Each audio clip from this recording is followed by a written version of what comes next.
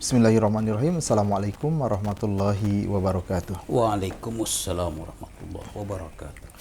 Alhamdulillahirabbil alamin. Allahumma shalli ala sayyidina Muhammadin wa ala alihi wa sahbihi ajmain. Alhamdulillah, bersyukur kepada Allah Subhanahu wa taala di kesempatan yang berbahagia ini kembali kami menyapa di Majelis Yas'alunaka Islam Solusi Kehidupan bersama Syekhuna Syekh Surhaman Hidayat. Assalamualaikum.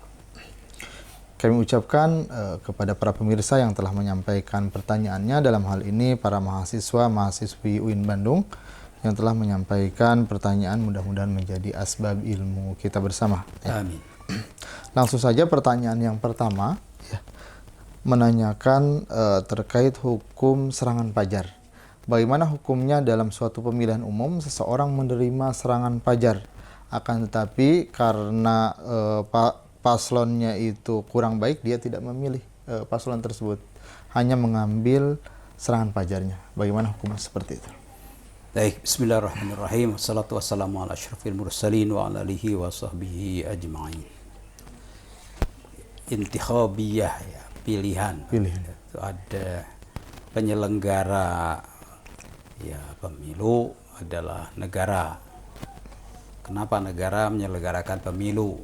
Tentu untuk memilih wakil-wakil rakyat yang akan membawa amanat, dan itu kewajiban negara menyelenggarakan ya, kan? Jadi tentu itu ada satu amal soleh, siasah yang solihah.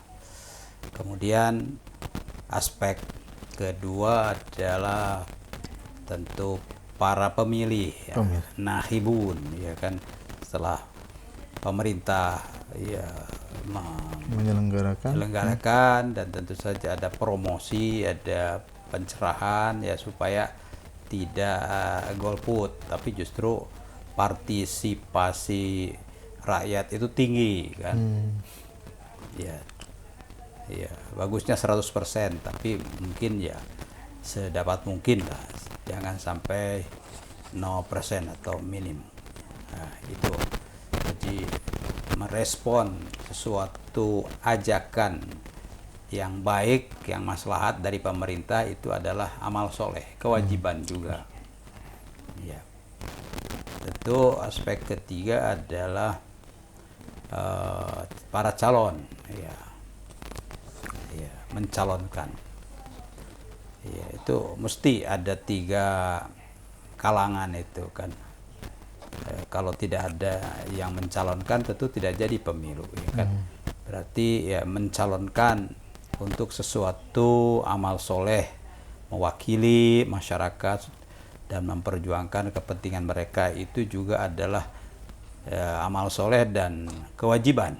Jadi ketika tidak ada yang mencalonkan, akhirnya tidak ada yang dipilih, kan, sehingga mungkin orang-orang yang fasid, yang tidak soleh itu maju. Nah, di situ kan mudorot. Jadi di sini menimbang, ya, tahqiqul maslahah itu wajib, ya kan.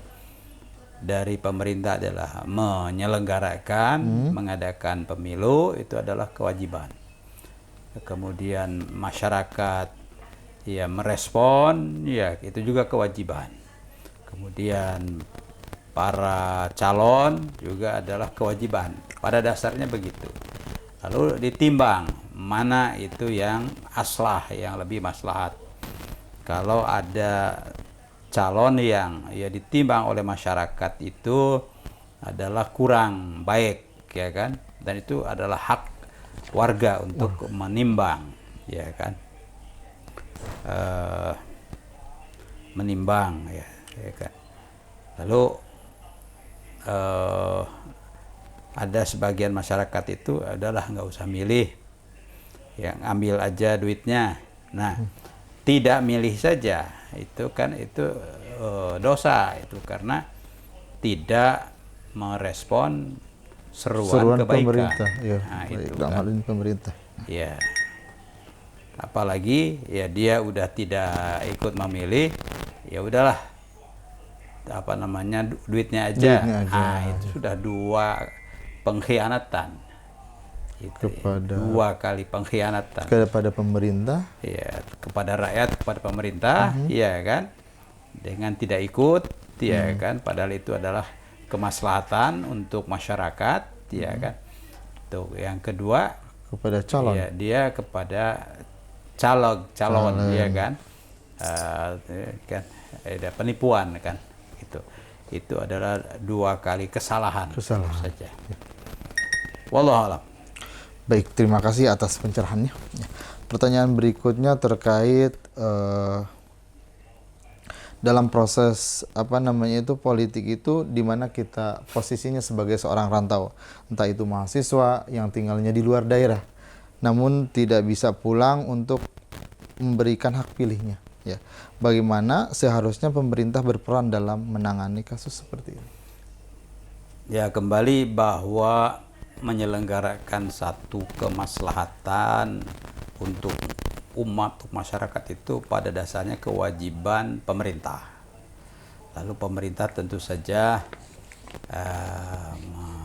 mengajak, ya kan, mensosialisasikan, ya kan, kepada para calon pemilih, baik ya al-muqimin yang memang orang situ maupun perantau, ya kan, sesuai dengan aturannya. Perantau juga diberikan hak untuk memilih kan. Ya. Ketika tentu saja mungkin ada hal-hal kalau perantau, ya ada biaya transportasi, ongkosnya ada mahal, itu. Nah, di sini tentu setiap ada al-muwazanah. Apakah kalau dia tetap ikut walaupun dia berkorban, itu adalah poin ya besar, ya kan. Jadi ikutnya sudah kesolehan, lalu berkorban untuk mewujudkan kesolehan bagi masyarakat, itu juga poin yang besar. Kalaupun dia tidak, ya karena ya sudah pasif saja deh, karena tidak ada dana misalnya, ya kan, ya sikap pasif itu ya tidak berdosa karena ma'zur, dia punya uzur, ya kan, punya ma'zur. Kalau memang betul-betul faktual uzurnya itu memang dia ya warga yang ya tidak bisa membiayai, ya kan, untuk ikut pemilu itu, ya kan, sehingga dengan tidak ada biaya itu, ya, akhirnya dia tidak ikut partisipasi. Kecuali kalau pemerintah sudah memberikan dana bagi mereka yang memang ada halangan, pemerintah membantu misalnya. Nah, biaya transportasi itu kan. Tapi kalau ini pada dasarnya memang itu kembali kepada hak masing-masing, yaitu kalau berarti dia ma'zurun, punya uzur, uzur untuk menunaikan suatu kewajiban sosial, kewajiban sosial, tidak berdosa, ya. Tentu dia tidak punya keutamaan karena dia tidak punya biaya untuk melakukan pilihannya itu. Wallahu a'lam. Baik, terima kasih atas pencerahannya. Ya, pertanyaan ketiga terkait berhaji menggunakan visa tidak resmi. Ya, sehingga yang menggunakan visa palsu untuk sampai ke tanah suci, bagaimana hukumnya? Apakah hajinya sah atau seperti apa? Ya, tentu visa itu merupakan kewajiban, ya kan, dan itu oleh pemerintah Saudi ya menjadi persyaratan ditentukan akan diperiksa betul secara ketat. Kalau tidak ada visa ya ditolak, ya kan? Tidak bisa mengikuti ya proses haji, bahkan bisa diproses sebagai melanggar, ya kan. Jadi mentaati pemerintah Saudi dalam hal ini itu merupakan kewajiban, sebab kalau tidak ya menjalankan itu tanpa visa itu kan ada satu kemafsadatan, ya kan. Dengan tanpa visa itu bisa saja dia tergoda untuk melakukan ya hal-hal yang tidak baik, ya begitu kan. Jadi soal visa itu hanya untuk mengatur saja, ya kan, tidak untuk mempersulit. Justru pemerintah Saudi ya punya kewajiban untuk mengatur dan memberikan kemudahan. Kemudahan. Bagaimana ini kasus orang yang karena perlu ya berangkat, tidak ada visa, lalu pakai visa orang lain kan? Nah, itu disebutnya ada visa. Kalau visa resmi itu dari itu disebutnya visa haji, atau kalau tidak resmi ya dari mana saja tapi dapat perorangan disebutnya visa furoda istilahnya, ya kan. Kalau legal ya, karena yang furoda juga ada yang legal, ada berbayar, ya kan. Ada yang tidak berbayar. Nah, kalau tidak berbayar itu ada ekses, tentu saja eksesnya bisa saja mengganggu kelancaran dan kualitas pelaksanaan ibadat haji, ya kan. Atau peluang jamaah yang lain, calon jamaah yang lain diambil begitu kan. Haknya kepada penyelenggara ya sudah dibayarkan kan. Tapi ada yang ya tidak bayar, berarti kuota ilegal. Nah, dia nyerobot lah. Nyerobot hak orang lain, termasuk tempat istirahat, tempat tidur dan lain-lain. Udah ditentukan betul kuotanya. Ya, nyerobot ini tentu saja ilegal, ya kan. Bahkan ada hadis itu ngeri ya, hadisnya itu. Ada jamaah haji itu yang memang melaksanakan ibadat hajinya secara baik, begitu datang ke Makkah bertalbiyah begitu ya, labbaik Allahumma labbaik, itu direspon ya, disambut oleh para malaikat ya. Ya, labbaik begitu kan. Hajjuka halal, ya kan begitu. Haji baik, ya. Wazaduka halal, bekal baik, itu kan. Begitu ada sambutan seperti hanya ya para panitia menyambut calon jamaah haji. Nah, ini para malaikat bertugas juga untuk menyukseskan itu, menyambut mereka yang ibadat hajinya secara legal, secara baik, ya kan. Tapi kalau ada ya jamaah haji lah begitu ya, yang tidak baik dengan harta yang haram atau melakukan perbuatan yang haram begitu kan, datang ke sana, ya kan, maka malaikat itu menolaknya. La labbaika wala sa'daik. Tidak ada ucapan selamat datang, tidak ada juga kebahagiaan bagimu, begitu, ya kan. Nah, ini tinggal yang mana itu kan, apakah yang tadi itu termasuk dia mengkhianati begitu ya, termasuk mengkhianati ya ketentuan pemerintah kan. Nah, itu juga akan ditolak oleh malaikat, la labbaik wala sa'daik. Wazaduka haram wa maluka haram wa qudiya bil haram, ya, engkau melakukan sesuatu yang haram, begitu ya. Baik, terima kasih atas penjelasannya ya. Pertanyaan berikutnya, bagaimana pandangan Islam terkait budaya nyabis? Budaya nyabis itu proses pembersihan diri dengan cara mandi rempah, di mana hal ini melambangkan kesucian yang dilakukan sebelum pernikahan. Apakah hal ini diperbolehkan dalam agama Islam? Ya, jadi ada adat, kebiasaan, ya, adat itu, kemudian mandi rempah, ya bisa macam-macam lah ya. Mandi kembang, mandi rempah. Jadi seorang yang punya hajat seperti sunatan atau pernikahan atau membangun rumah, ya kan, jadi hajatan-hajatan penting lah kan, maksudnya supaya ya lancar, supaya baik, ya kan. Di sini Islam tentu saja mendorong itu, bagaimana supaya hajatan itu baik, ya. Tapi karena bisa babil jahli, nah ini kan karena kebodohan, lalu tetap ya kita tanya-tanyalah kepada orang yang ngerti kan gitu, supaya ini lancar, ya kan. Karena bisa babil jahli itu akhirnya ngikuti yang macam-macam kan. Ya, jadi dosa jahl itu dosa itu. Ya. Wala takunanna minal jahilin. Janganlah kamu termasuk orang yang jahil. Karena jahil itu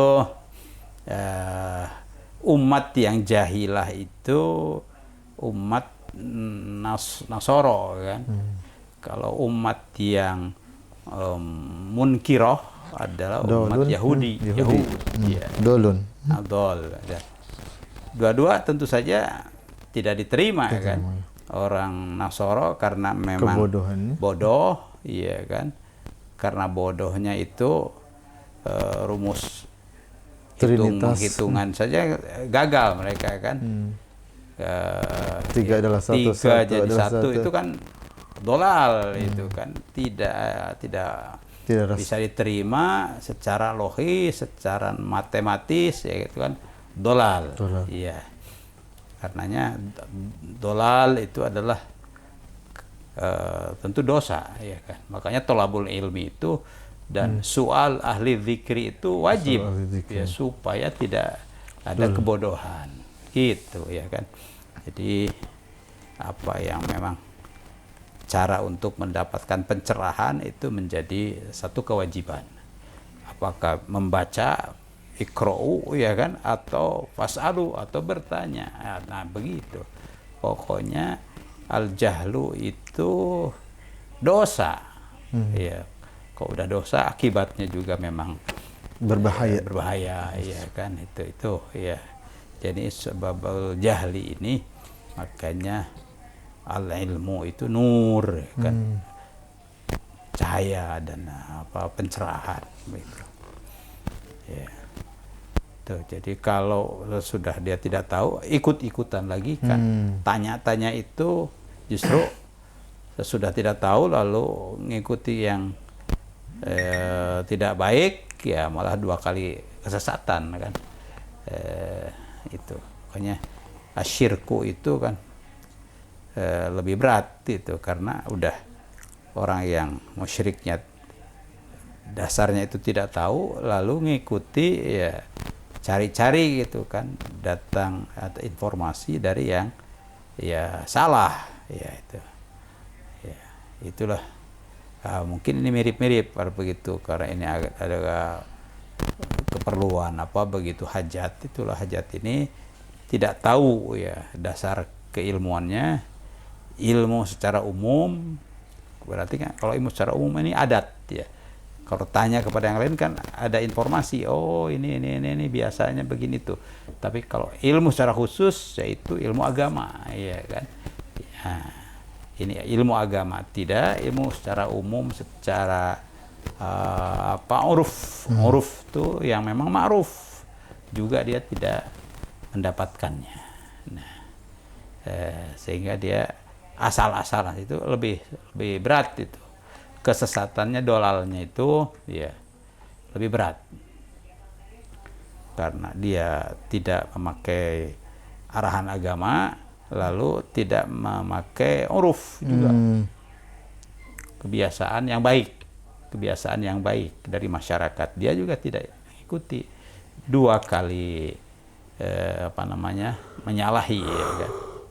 Nah, tentu uruf, makanya ada uruf yang sahih itu baik ya kan.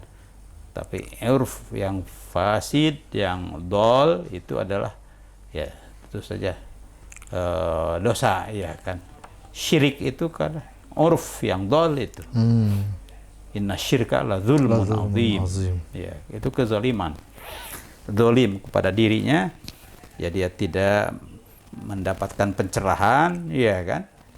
Tidak bertanya kepada orang yang ngerti, ahla dzikri ya itu kan. Apalagi bertanya kepada agamanya dengan cara membaca Al-Qur'an, hadis ataupun bertanya kepada ya alim ulama begitu, itulah kedolalannya di situ. Allah